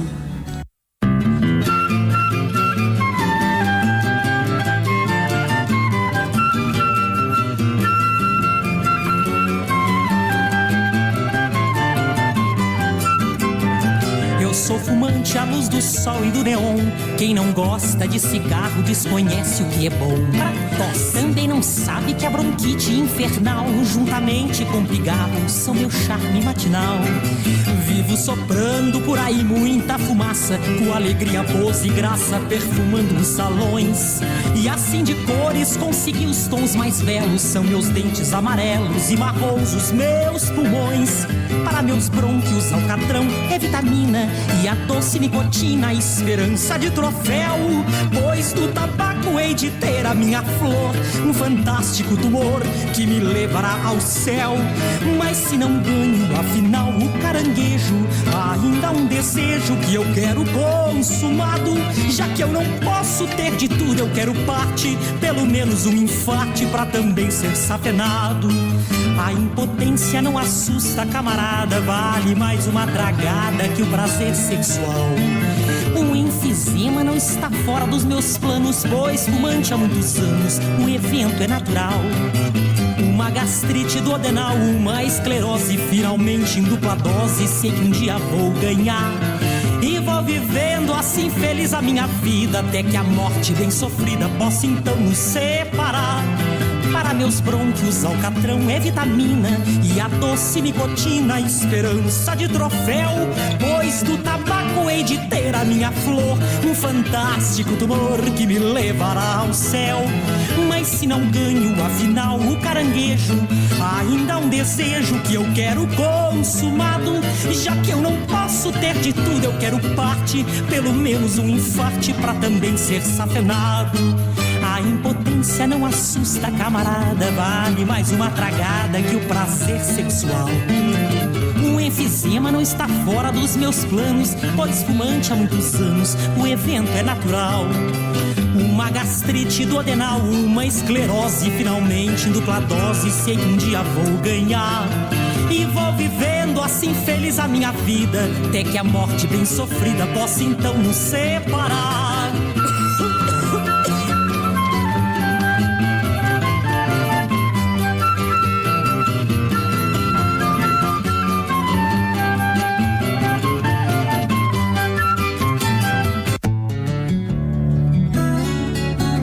ZY1 201, Associação Comunitária Nossa Senhora de Copacabana, 98,7 FM, a onda que chega ao seu coração. Rua Hilário de Gouveia, número 36, nono andar, Copacabana, Rio de Janeiro.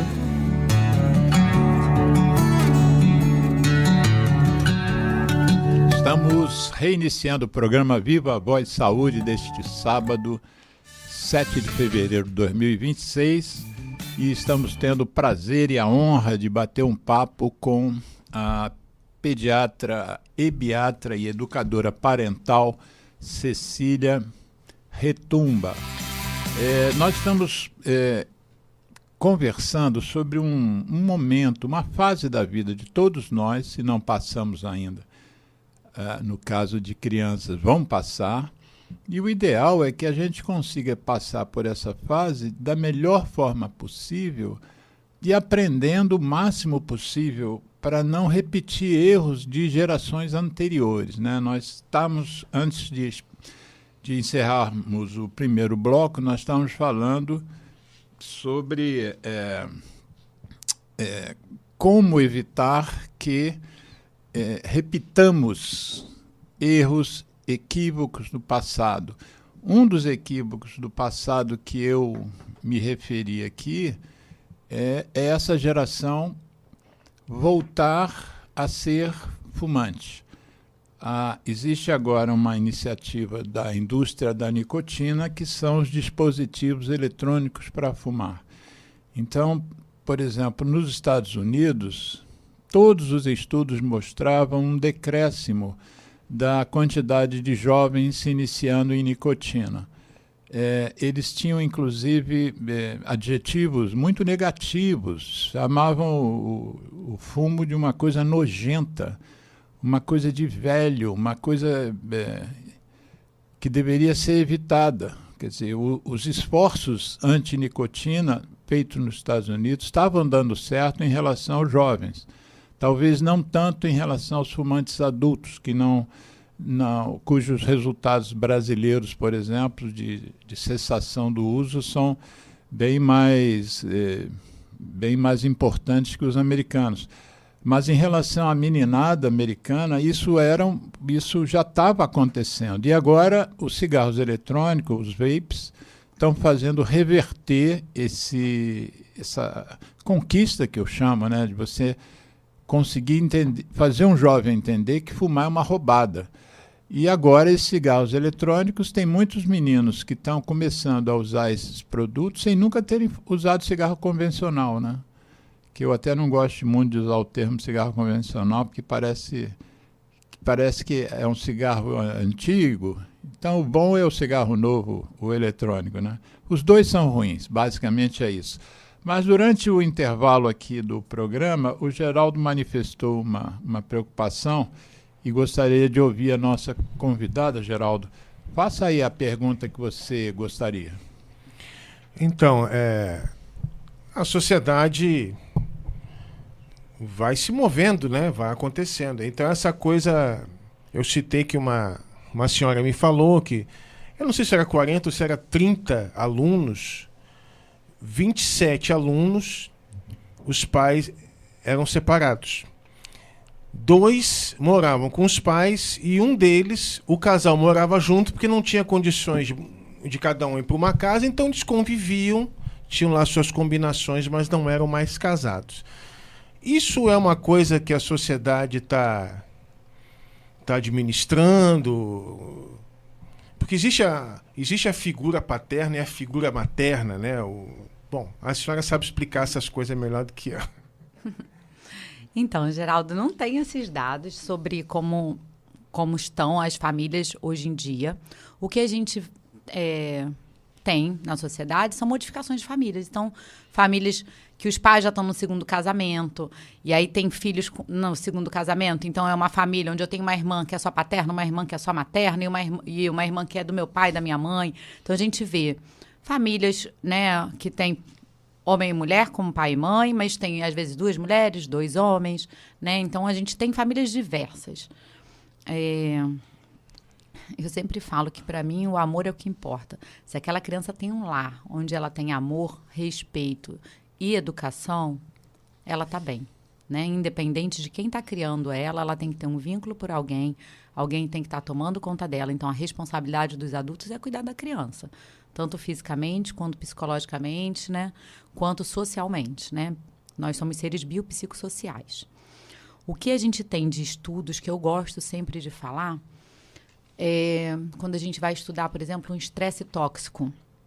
Estresse tóxico é um estudo de crianças que vivem experiências adversas na infância. Então, tem citado já nas pesquisas americanas uma médica chamada Nadine Burke Harris, que ela acompanhou várias crianças em situações de risco, né? Ou de violência, ou de negligência. E, hoje em dia, a gente tem uns critérios para dizer como aquela criança que vive muito tempo em situações perigosas ou de alarme, como aquilo pode afetar na saúde dela, inclusive, às vezes, mudando biologicamente o DNA daquela criança, tá? Daquela família. Então, a separação de pais, ela entra numa desses critérios de de experiências adversas que a criança passa. Mas para virar um estresse tóxico não é só a separação. A separação, às vezes, até numa casa onde tinha muita briga, às vezes é até bem vista, porque os pais estão conseguindo viver bem em casas separadas. Mas abuso sexual, negligência, abuso físico, tem mais outros, são 10, se eu não me engano. Preenchendo, se você tem mais de 4 fatores, você tem muito mais risco de você adoecer. Não só doença só psíquica, mas doença física. Então, por exemplo, a gente dá um exemplo mais fácil de entender, tipo diabetes. Né? Diabetes, você tem um gene para diabetes, mas se você faz esporte, come bem, geralmente você pode nem ativar esse gene. E se você tem um outro filho que é sedentário, que só come gordura ultraprocessada, ele pode ativar aquele gene. Então, o gene é o mesmo, né? Então, hoje em dia, a gente vê a epigenética, não só basta ter o gene. Então, uma criança que passa por estresse tóxico na infância, ela tem mais chances de ativar genes de algumas outras doenças, né? Autoimunes, alguns tipos de câncer. Então, é isso. Assim, a parte da separação em si, ela não quer dizer muita coisa. As famílias diversas também não querem dizer. Querem dizer porque nós somos múltiplos e variados e a sociedade, ela vai vindo por aí. Agora, uma família onde tem um casal, né, homo, heteroafetivo, tanto faz para mim, mas com muito amor, carinho e ligação, conexão com essa criança verdadeiramente, isso é um fator de proteção de saúde. Eu peguei no seu Instagram, que aliás você podia dar já o Instagram, que depois a gente vai rotular, vai botar uma legendazinha na reedição do programa. É doutora Cecília Retumba Miranda. Isso. @ doutora sem ponto. DRA, né? DRA Cecília Retumba Miranda. Esse seria o canal que você daria para se alguém quiser conversar com você? No Instagram tem lá na bio, tem um Linktree que tem, por exemplo, o WhatsApp do meu consultório. Então, lá tem o contato para entrar em contato comigo, mas pode mandar uma mensagem ou até dentro do WhatsApp. Você tem e-mail? Não tenho e-mail, eu tenho um e-mail de trabalho que eu dou só para paciente, para mandar exame, essas coisas. Então tá bom, então fica no endereço do Insta, tá? Isso, eu deixo o telefone do consultório depois para você colocar também. Então, lá no seu Instagram, eu peguei uma fala sua, até divulguei aqui no meu canal do YouTube não, mas no Facebook. Eu divulguei uma fala sua que eu queria que você repercutisse aqui, que do dia 1º ao dia 8 desse mês é o Dia Nacional de Conscientização da Gravidez na adolescência, né? E você teve uma fala e tal, e é uma fala que chama atenção, porque os dados realmente chamam atenção. Parece que nós somos o país com mais casos de gravidez na adolescência, com 400 mil situações dessa, né? E fala um pouquinho, porque nós estamos fazendo um programa sobre adolescentes, e essa semana que acabou de acabar era da Semana da Gravidez da Adolescência. Fala um pouquinho disso. De 1 a 8 é a Semana Nacional de Prevenção à Gravidez na Adolescência. Isso. É quando a gente quer chamar a atenção para a gente prevenir. E a média mundial, não me lembro qual é exatamente, mas a média do Brasil ela supera a média mundial. A gente vai falar sobre aqui de um outro assunto que eu amo também, que é educação sexual. Todo mundo precisa ter educação sexual. E aí, quando alguém que não entende o que é isso, escuta, pode falar assim, não, vou ensinar a fazer sexo uma criança. Educação sexual não é ensinar a fazer sexo, né? É trabalhar de acordo com cada faixa etária. Então, por exemplo, pequenininhos, a gente ensina a parte do corpo. Isso é educação sexual. Eu ensinar que a pepeca é vulva e não é pepeca. A gente pode até chamar, mas eu falo, no Brasil a gente tem vários nomes. É pepeca, periquita, perereca, mas o nome oficial é vulva. Ah, que legal. Tem muitos adolescentes grandes que acham que é vagina. Eu falo, não, vagina é uma parte da vulva. Ensinar sobre consentimento. Quem pode tocar no seu corpinho, quem não pode tocar no seu corpinho. Como é o toque? Então, o toque é de limpeza, não é um toque de manipulação. Se ensinar isso para a criança desde cedo é um fator de proteção contra abuso sexual. Então, isso é uma educação sexual para uma criança pequena. Um adolescente, a educação sexual já é outra. É você ensinar sobre consentimento, sobre igualdade de gênero, que a gente está falando aqui. Falar sobre prevenção numa relação sexual, num ato sexual, você fazer a prevenção não só de gravidez, mas fazer a prevenção de doenças sexualmente transmissíveis, né? Que hoje a gente chama de infecções sexualmente transmissíveis. Mas o consentimento, se a menina falou não, mas está pelada na minha frente, não. Não é não em qualquer momento. E eu falo para os meninos também, se vocês também estão desconfortáveis, vocês podem falar não. Porque o machismo, ele trabalha na cabeça dos meninos que eles têm que estar o tempo inteiro prontos para fazer qualquer coisa. Eu falo, não. Vocês têm que conhecer o seu corpo, conhecer o seu sentimento e dizer sim ou não para quem vocês quiserem. Com muito respeito e na hora que tem que ser. Então, a educação sexual é um jeito da gente prevenir gravidez na adolescência. Grande parte dessa gravidez no nosso país, né, a maior parte está na região norte, tem a ver com pedofilia. Tem a ver com abuso sexual de criança, né?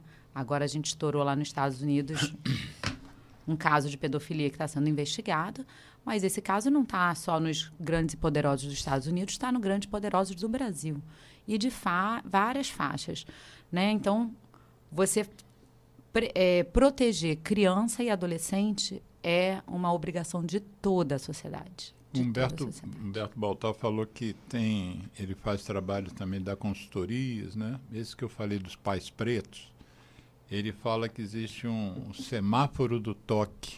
Eu nunca tinha ouvido essa expressão. Como é que você trabalha isso na escola? A gente ensina os lugares que podem ser tocados e os lugares que não podem ser tocados, ou que não devem ser tocados. Então, a criança aprende que receber um toque num determinado lugar do seu corpo não é adequado, né? Eu acho que isso aí faz parte. Eu perguntei a ele, e ele acha, ou ele tem estudos para dizer isso, que existe, dependendo se a pessoa tem uma formação religiosa muito rígida, a dificuldade dos pais é maior ainda em permitir que a escola fale sobre educação sexual. Ele diz que há casos em que os pais vão à direção da escola fazer queixa do professor porque ensinou determinada coisa para os filhos deles, né? Mas eu acho que aí é ignorância, né? É a ignorância disso que eu falo. As pessoas não sabem o que é. Eu faço palestra em várias escolas e aula com adolescentes, tanto para pais quanto para adolescentes. E nos adolescentes, a gente não vai falar sobre sexo, a gente vai falar sobre proteção, se for a idade, né? Dependendo. O semáforo é um jeito legal, o semáforo do toque, mas eu falo o seguinte: onde quer que toquem no seu corpo, só podem tocar se você permitir. Pode ser até o ombro, né? Sim. A gente trabalha muito isso nos hospitais, né, com os pacientes internados. Então, digamos que você esteja internado. Imagina, você já está lá fragilizado na sua cama lá e vem alguém e fica acariciando a sua canela. Canela, teoricamente, no semáforo é verde. Mas eu não quero que uma pessoa fique acariciando minha canela. Se é o enfermeiro, se é a médica. Não estou nem aí. Dá licença, minha canela. Então, assim, qualquer parte do meu corpo, só quero que botem a mão se eu deixar. E isso que eu falo para as crianças. Então, até numa parte proibida, né, pelo semáforo, que eu falo que é a área íntima, se é numa creche, a moça tem que dar o banho, ela pode ir lá dar o banho, mas é a função do toque que tem a ver com sim ou não, com o semáforo. Mas é isso, assim, acho que a educação sexual, quando eu vou falar em algumas escolas, a própria direção fala assim: Cissa, vamos ter que botar um nome parecido, falando alguma coisa. Então, a gente fala, conhecimento biológico do corpo. Aí a gente fica inventando, porque na verdade é educação sexual. Sim. Mas não é ensinar a fazer sexo nem nada. E tem uma dinâmica que a gente adora, que a gente faz tipo uma caixa anônima, ou, né, eles botam as dúvidas deles, e aí eu fico tirando as dúvidas. É cada pergunta que às vezes você fala assim, gente, eles não sabem nada. Tem uns que não sabem nada. Entendeu? Então eu falo... Diz uma pergunta absurda. Absurda? Eu posso engravidar engolindo sêmen? Olha que pergunta absurda, né? Eu posso engravidar engolindo o sêmen do meu namorado? Aí você fala assim, ela não está nem entendendo, isso de uma escola boa, o corpo humano. Então, a gente volta os passinhos atrás e fala do corpo. Se você engolir, vai cair no estômago. O estômago tem ácido, vai cair no intestino, vai sair no cocô. Aí volta aqui. Onde está o útero? Onde que engravida?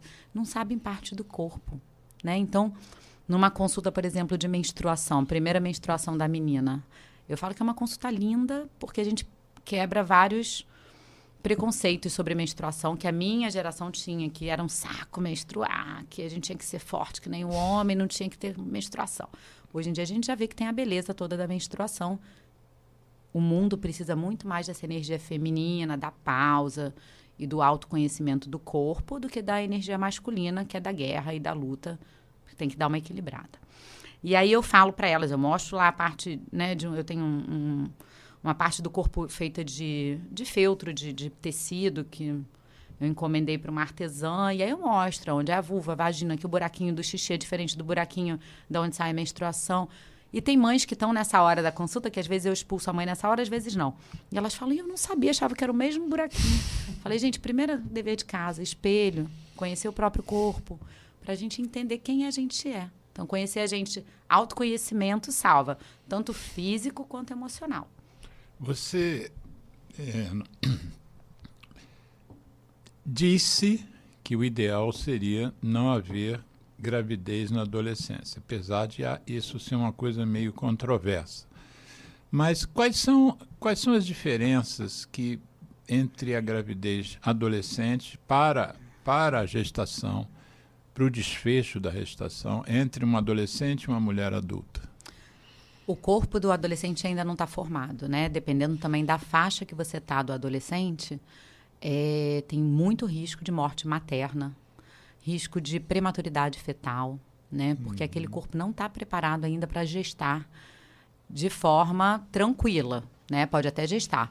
Se uma adolescente maior, que o corpo já está mais maduro, ainda não amadureceu o cérebro totalmente, mas o corpo ainda está em amadurecimento em alguns órgãos. Mas esse, no caso, digamos que o órgão esteja maduro. A chance diminui, né, da morte materna e da morte ou da prematuridade fetal, mas ela pode trazer uma depressão, porque aquela criança gerando outra criança, né, ela muitas vezes deixa de estudar, ela sai do colégio, né, então é abandono escolar, isso para a gente é algo gravíssimo na pediatria, que a gente gostaria muito de mudar. Muitas vezes elas se sentem sozinhas, rejeitadas, porque as amigas não têm filho, não estão grávidas, né? E elas, às vezes, vêm já de uma casa com desajuste e você ainda leva um outro serzinho para uma casa que já é desajustada.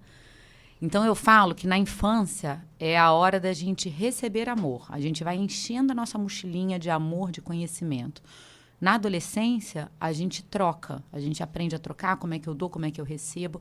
Para na fase adulta, se eu estiver como um adulto saudável, é a fase onde eu tenho que doar o amor, né? O amor, o cuidado. Se eu ainda estou numa fase que eu já estou, de repente, até falhando de receber amor, eu não consegui nem aprender a trocar, eu já tenho que doar para um outro ser humano.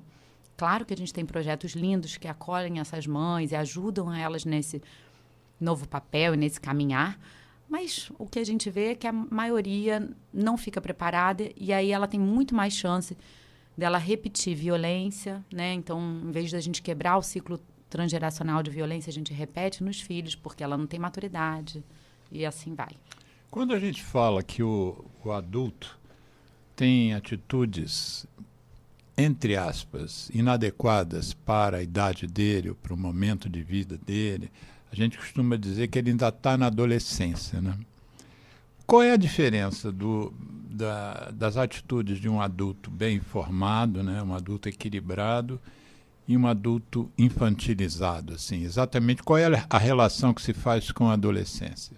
Por que a gente chama aquele adulto de adolescente? Eterno adolescente. Eterno, né? Adolescente. A gente fala, hoje em dia a gente vê uns filhos de 30 e tantos, 40, morando com os pais. Eu falo, são os eternos adolescentes. Mas aqui tá bom, eu tenho casa, roupa lavada e o meu dinheiro é só para viajar. Aí a gente fala, mas cadê esse cara que teria que ser o cara da sociedade, né? O que vai trabalhar, o cara ou a mulher, no caso, né? O homem ou a mulher. Para a sociedade, eu ser o responsável pelos meus atos, por mudar o meu mundo, por eu ser o agente fazedor no planeta, né? Uhum. Eu acho que é amadurecimento mesmo, não sei.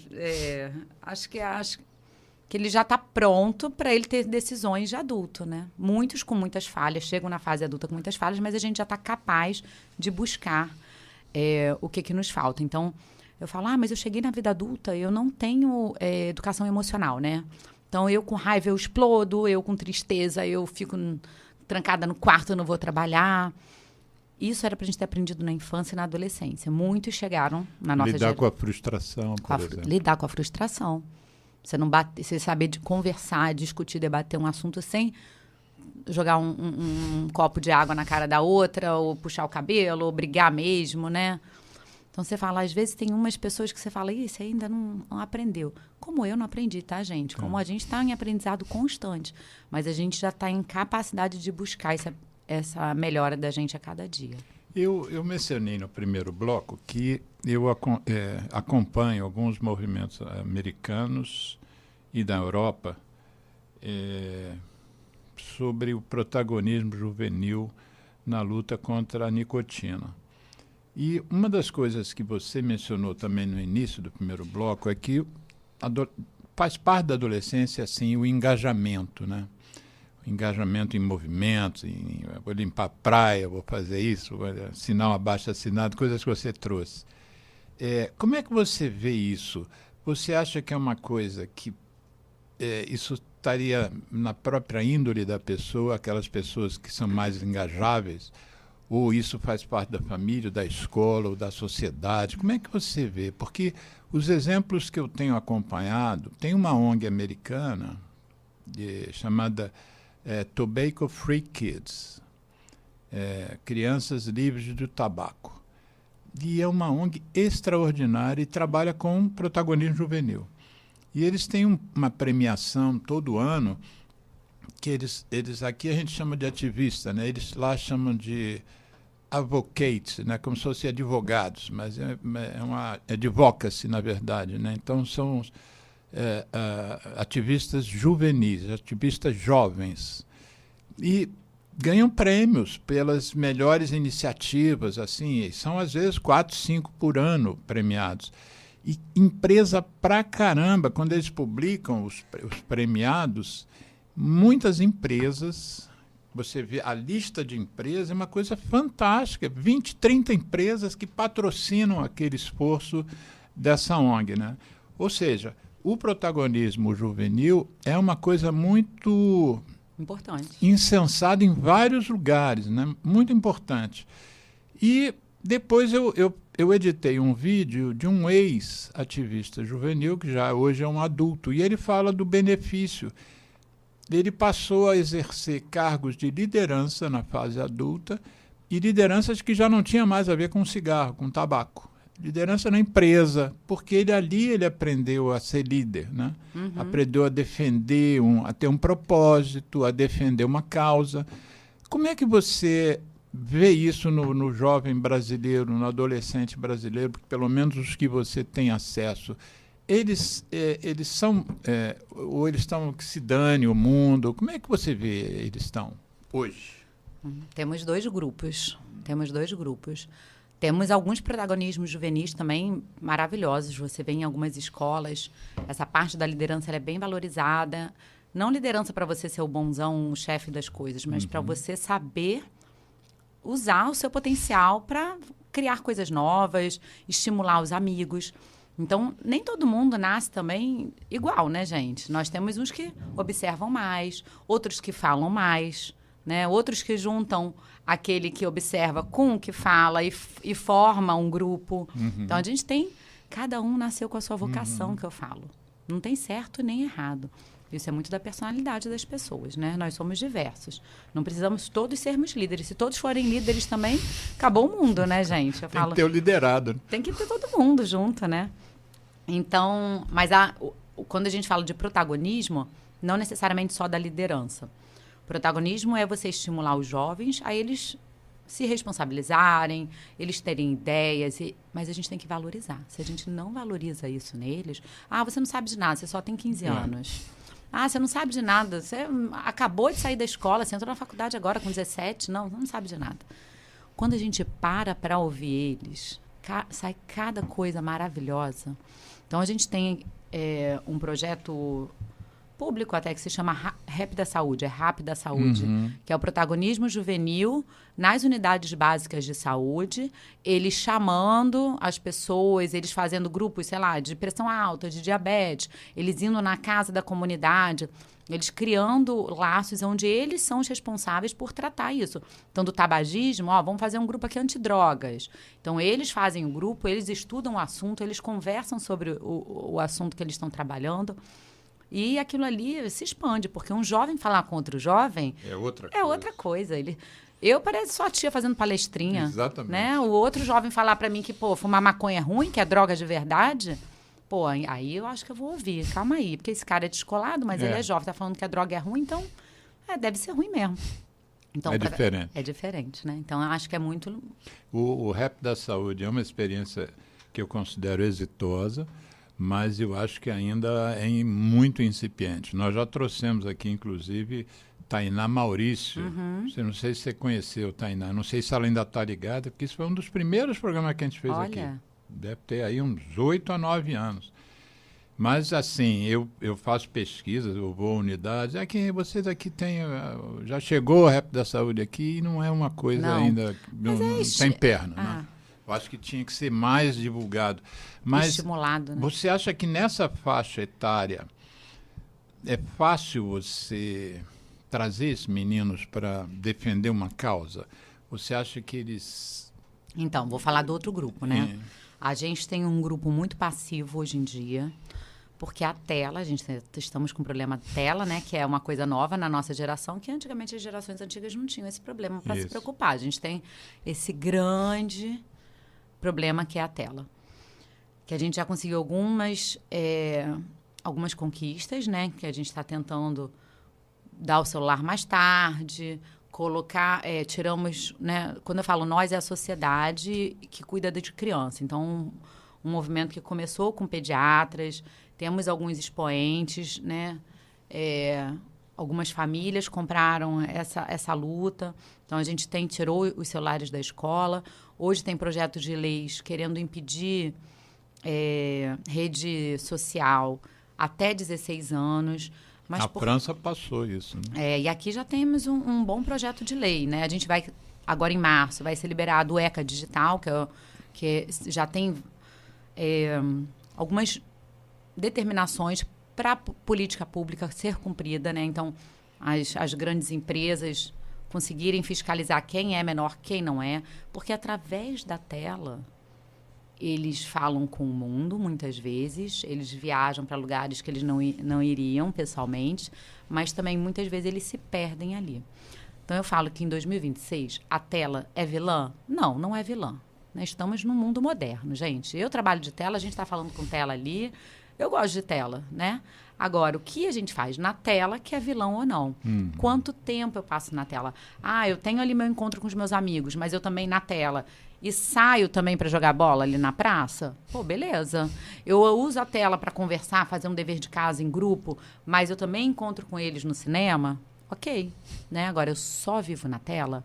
É a geração do quarto, né? Então, que tem até um livro do Hugo Monteiro muito legal, que é a geração do quarto, que é essa geração que fica dentro do quarto e os pais acham que estão seguros e, na verdade, eles estão em submundos. Você sabe o que eu fiz? Você me remeteu a uma coisa que eu vi, não foi ninguém que me contou.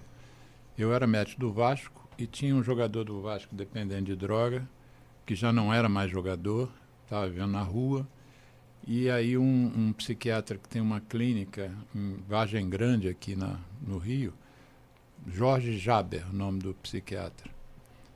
E aí ele acolheu o ex-jogador e eu ia regularmente visitá-lo. E um dia eu estou lá conversando com um psiquiatra que estava acompanhando o ex-jogador e para uma ambulância e eu vejo a maca e tal e vem a pessoa saiu da ambulância, entrou na maca e passou na minha frente. Eu vi, era um rapaz jovem, muito pálido, assim, eu cheguei a me assustar com a palidez. Acho que ele tivesse morto, ele estaria pouco mais pálido do que aquilo, muito pálido. Aí passou, né, a gente interrompeu a conversa, eu perguntei, isso aí é usuário de droga? Porque lá interna muito para reabilitação, né, de droga. Não, isso aí, esse menino é dependência de tela de jogo, e ele se tranca e fica, às vezes, uma semana sem comer. E não abre a porta e tal. Ali eu tive a exata noção do que você está falando aqui. Quer dizer, eu que sou médico, eu nunca tinha visto uma situação como é tão grave. A que ponto pode chegar, né? Então, você perguntou da apatia. É. Quando essa tela está em excesso, gera apatia. Por quê? Porque em um clique eu estou passando ali a minha telinha, eu estou fazendo o meu estímulo ali de reforço, né? E para que eu vou sair para jogar bola? Para que eu vou sair para me relacionar? Se eu já estou ali, viciado, e aquele vício já está me dando elementos que eu vou ficar só ali. Hoje tem uma matéria no Globo sobre o TikTok que vai ser instado a rever a sua forma disso aí que você está falando, essa coisa que é interminável, né? Isso, se você for os ficar vídeos. fazendo assim, não para. Isso. No TikTok não para. E isso eles vão Tem que tentar rever. proibir. Tem duas coisas, né, que mais preocupam. São os jogos com recompensa e os vídeos curtos. Sim. Porque você dá estímulos rápidos. E aí, quando você fica muito tempo nisso... e eu falo que atinge o mesmo lugar do cérebro de vício de drogas mesmo. Sim. Você vê que é isso. Dopamina, serotonina. Exatamente. É o centro de dopamina. Então, quando sai de muito tempo, as crianças ficam mais passivas, menos querendo fazer coisa, não acham graça em nada, porque ali é tudo rápido. Então, eu esperar uma propaganda agora, que até onde a gente vê filme, né? Uhum. Tem propaganda hoje em dia, eles falam, ai, que saco essa propaganda. Eu tenho que pagar para ser sem propaganda. Eu falei, calma, na nossa época o desenho só aparecia de manhã, só voltava na manhã seguinte. Você vai ter um desenho daqui a 10 segundos, espera. Então, eles não sabem esperar, eles não sabem se frustrar, eles não sabem o que buscar. O que eu faço se eu não posso ficar na tela? Falei, então, vamos ficar sem fazer nada para ver o que vem de ideia? Olha que legal. Isso é uma outra coisa também que os pais deveriam ser exemplos também, né? Porque o que a gente mais vê são também os pais viciados em tela, né? Muito. Não é? Que você vê aqueles pais andando assim, em casa. Outro dia uma moça bateu com a cara no poste. Eu estava num Deus. boteco sentado ouvindo assim, e ela via vindo, pum, bateu com a cara no poste. Isso porque o ladrão não tinha pego o celular dela ainda também, que é outra. O que eu falo é que a gente tem que se regular. Lá em casa, eu falo muito na cabeça lá dos meus filhos. E eles falam, mamãe, hoje você tá que tá, hein? Falei, mas por um acaso hoje eu tô... E aí a gente bota a culpa no trabalho. Não, mas eu tô trabalhando, né?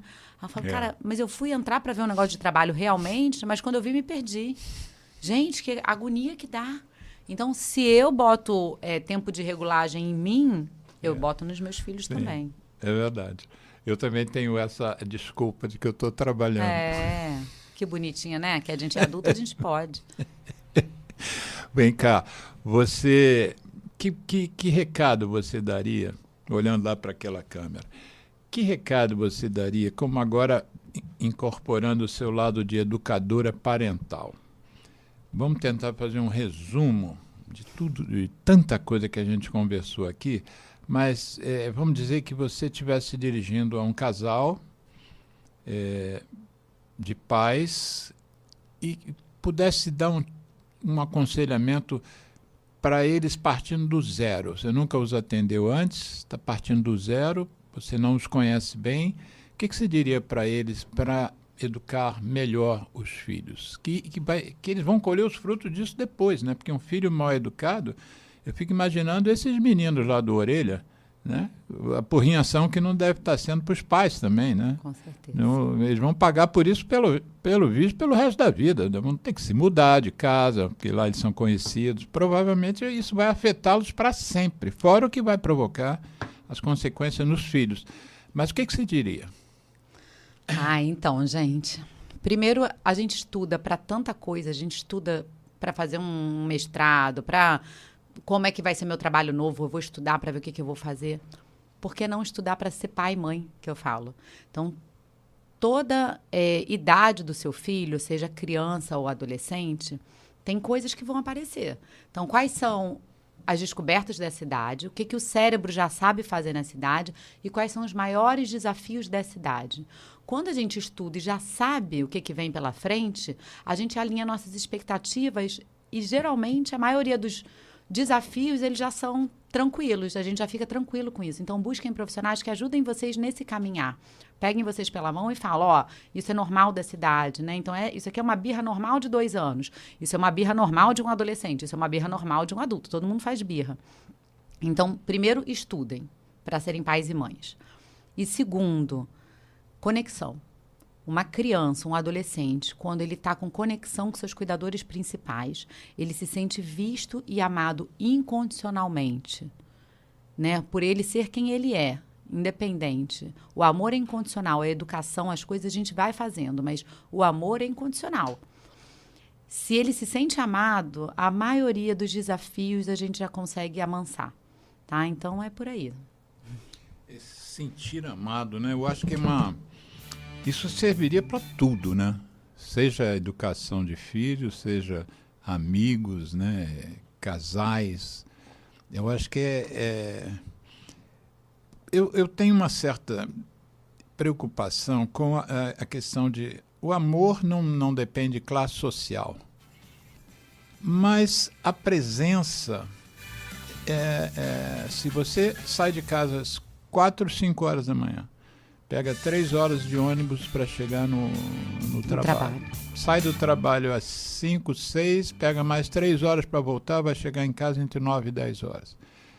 A sua presença naquele dia ali não houve, porque quando você chega cansado e os seus filhos também já estão cansados. Não, é como se você falou em epigenética, né? Quer dizer, você pode ter um gene para uma doença, mas pode não desenvolver a doença porque o resto não aconteceu, né? Ficou só o gene. Eu acho que a mesma coisa acontece com os pais que não têm tempo, de verdade. Eles gostariam de ter, mas não têm. Como é que você trabalha isso com esses pais que têm pouco tempo, efetivamente? Que seja tempo de qualidade. Que eles estejam, mesmo longe, atentos aos filhos, né? Então, tem até uma história, né? Que o pai, quando saía de casa, ele saía antes da criança acordar e para a criança saber que ele foi lá dar um beijo e desejar que o dia do filho fosse um dia bom, ele dava um nozinho na ponta do lençol. Então, a criança, quando acordava, já procurava aquele nozinho dado pelo pai, né? Isso é uma demonstração de amor. Óbvio que eu não vou te falar que é igual a criação de quem fica mais tempo do que um filho e de quem tem que ter essa luta intensa para trabalhar. E não vou te dizer se é pela qualidade, porque tem muita gente que está o dia inteiro em casa com o filho e a qualidade é péssima. Mas principalmente pelos nossos próprios gatilhos de adultos. Então, se eu tenho fome, se eu tenho sono, se eu estou preocupada com grana, se eu vou conseguir pagar os boletos do mês, né? Se eu estou com uma doença na família... Isso já me tira um pouco da minha visão para o meu filho. Isso já estou acionada nos gatilhos. E eu chegar assim é muito mais diferente de uma mãe que está totalmente tranquila, estudando o tempo inteiro para ser mãe, chegando em casa, conseguindo fazer a comida de qualidade do filho, né? Levar para a escola, buscar da escola. Mas eu falo, não vamos desistir. A gente também, assim, a vida não é perfeita. Então eu falo, o amor, ele é incondicional. Mas as dificuldades e os desafios, eles aparecem, né? Então, às vezes, você falou do ser amado num grupo de amigos. Às vezes, vai estar numa sala onde todo mundo é chato e ninguém gosta dele mesmo. E aí? Ele vai ter que buscar essa segurança em casa e a mãe vai pensar se vai trocar em escola, se vai conversar na escola de trocar de turma, né? Ou se ele vai falar, filho, às vezes eu trabalho num dia de plantão lá que todo mundo do plantão é chato. No outro dia tem gente legal. A vida não é perfeita e ninguém quer pai e mãe perfeito. Querem pai e mãe disponíveis emocionalmente. Podem não estar do lado naquela hora, mas chegou em casa, como é que foi lá? Como é que está a treta lá dos seus amigos? Melhorou, não melhorou? Está precisando de quê? Ai, mãe, eu queria só uma atenção, entendeu? Eu acho que é por aí. É uma disponibilidade emocional, mesmo que não seja física tão perto. Você atende em... Você falou que tem um telefone do consultório, né? No Instagram, quer dizer, você atende em consultório. Onde mais você trabalha? Trabalhei anos no hospital aqui do bairro, Copadó. Copador. Trabalhei anos. Aí eu decidi, tem uns 3 anos, ficar só no consultório, né? Então eu fico no meu consultório em Ipanema, eu fico de segunda a quinta no consultório, e eu sou da Sociedade de Pediatria do Rio, então eu tenho os meus trabalhos da sociedade, de organização Você é da de Comissão curso. de Adolescência da SOPERJ, não é isso? Sim, eu sou do Departamento de Adolescência da Departamento SOPERJ. de Adolescência. E sou de um departamento novo, que foi criado nessa nova gestão, que é de jovens lideranças. A gente tem um trabalho chamado Acolhe RPED, que é um trabalho voltado para a gente receber... Acolhe RPED. RPED. R de residente. Ah. Todos os residentes do estado do Rio de Janeiro, residentes de pediatria. Então, hoje que eu falei, eu estava trabalhando em casa, eu estava trabalhando nesse projeto que a gente faz. Mas, e tem um grupo de pediatras de estudo que eu coordeno junto com outros amigos, para a gente estar sempre se atualizando, trocando. Você falou que existe... Dou palestras em escolas ou em grupos, de rodas de conversa. Você é membro da Comissão de Adolescência da SOPERJ, da Sociedade de Pediatria do Estado do Rio de Janeiro. Existe sociedade de ebiatria? Ou está embutido? Na Sociedade Brasileira de Pediatria tem o Departamento de Medicina de Adolescente, assim como na Sociedade do Rio de Janeiro. Então, é departamento, não tem a Sociedade de Ebiatria, é de Pediatria. Aí dentro da pediatria tem endocrinopediatria, pneumopediatria, adolescente, E ebiatria. neonatologia. Tá. Você quer deixar o telefone para alguém que quiser contato com você? Eu vou deixar o telefone do consultório com você daqui a pouco. Mas eu posso botar na tela Do depois? consultório pode, não tem problema nenhum. Então fala Quer- aí, já que vai para Eu não a sei tela. de qual, menino. Você tá querendo que eu dê calma que eu dou, gente. Que aí vocês vão entrar em contato com a secretária. Claro. É que eu não sei, olha, Porque a às gente vezes grava telefone o hoje em Geraldo dia. comentou aqui que não conhecia a especialidade, né? Não conhecia nem a palavra ebiatria. Eu conhecia a palavra, mas não conhecia a especialidade também. Você imagina, nós dois somos pessoas esclarecidas, quanta gente não sabe que existe essa oportunidade de ter alguém voltado para o aborrecência ou angiolescência. Adorei essa palavra. Não é? 15 segundos. Ó, o rapidinho. telefone 21 97258 1098. Tá bom. Obrigada Fala pelo mais uma vez, rapidinho. 97258 1098. Legal. 21. Geraldo, obrigado. Cecília, Obrigada, muito Alexandre, obrigado. pelo convite. Ouvintes, Obrigada, divulguem, Geraldo. por favor, o programa.